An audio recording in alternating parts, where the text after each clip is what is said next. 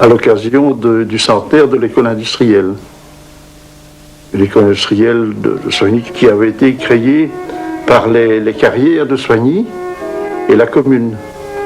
Parce que cette école industrielle devait former du personnel, par exemple des appareilleurs qui s'occupaient de la taille de la pierre, de la coupe de la pierre, et alors former aussi de jeunes sculpteurs qui avaient là certaines notions de dessin et de sculpture. Ça faisait partie de leur métier au fond. Et on a pensé une exposition de sculpture parce que il y a eu plusieurs sculpteurs, professeurs à l'école industrielle, parmi lesquels il y avait Grand Moulin. C'était un élève de Constantin Meunier, et c'est lui qui a fait le monument qui représente le tailleur de pierre. C'est un monument en bronze. Évidemment, c'est un peu bizarre de glorifier la pierre par un bronze, mais enfin, c'est un monument qui est intéressant et tout à fait dans l'esprit de la sculpture de Constantin Meunier. C'est ainsi que les méchantes langues disaient, par exemple, que cette sculpture était un petit meunier dans un grand moulin.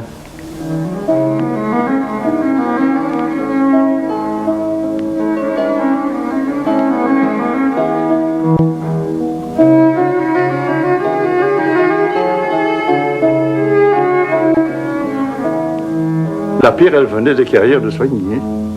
C'est évidemment, Soigny, c'est le pays de la pierre. Il y a les grandes carrières comme les carrières du Hainaut, les carrières du Père-Lonjour, les carrières Gauthier-Winx, qui sont des carrières très importantes. Alors, il y a les carrières du Clipot aussi à Neuville. Neuville, c'est Soigny. Et des expositions de plein air, je dois dire, ça a eu beaucoup de succès, même à Soigny, parce que comme il y avait beaucoup de tailleurs de pierre à Soigny, ils avaient tous le souvenir de la belle époque de la taille de la pierre et de la sculpture décorative des environs de 1900, par exemple. Alors ils ont été contents de revoir pas mal d'œuvres sculpturales. Il y avait des gens comme d'Arville, de Charleroi, de Rouc, Arvan, Mons. Alors qu'il y a encore, on a vu Barmarin, qui a présenté un grand Saint-Christophe et qui a fait des choses fort intéressantes. Et on a pensé à ceux qui, à notre avis, enfin, devaient le mieux représenter la sculpture monumentale et susceptible d'être taillée en pierre. Le Square Bordet n'est pas très grand, mais ça a tout de même permis de montrer, je crois, une quinzaine de sculptures. Il y avait une sculpture de Duby, qui était un sculpteur montois. Lui avait présenté une pierre bleue. Une tête de Borène. C'était d'ailleurs très très bien. Je ne sais pas ce que c'est devenu cette sculpture. La mienne, elle représentait un abatteur. On construisait un abattoir à ce moment-là à Soigny. Et j'ai eu la commande d'un abatteur. Un grand bas-relief d'environ 2 mètres de haut, qui a été taillé en pierre bleue et qui est toujours là d'ailleurs. Et j'ai montré au Square de Soigny, j'ai montré le plâtre. En grandeur réelle, évidemment.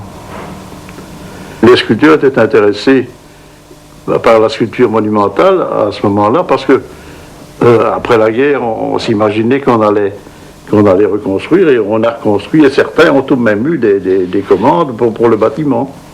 C'est ça qui intéressait beaucoup les sculpteurs. D'Arville à Charleroi a eu plusieurs grandes sculptures à faire, notamment au palais de justice. De Rouc a eu des sculptures aussi. Alors, il y a probablement pas mal d'écoles de Soigny qui ont défilé devant les sculptures dans les allées du parc, ça certainement. Alors les Sonnégiens, les curieux, les gens de passage, et à ce moment-là, on ne passait pas à côté de la ville, il fallait absolument, pour aller de Mons à Bruxelles, par exemple, passer par la rue principale et passer près du Square Bordet. Qu'il s'agisse des films de famille ou d'archives privées, toutes les images mémoires réalisées par des particuliers ont réveillé bien des souvenirs chez nos interlocuteurs. De proche en proche, les témoignages ont permis, à travers une sorte de kaléidoscope, une approche de l'atmosphère et du vécu des années 50 dans différentes localités de Belgique. Cette évocation subjective, partielle, prépare une prochaine chronique plus complète consacrée aux années 50.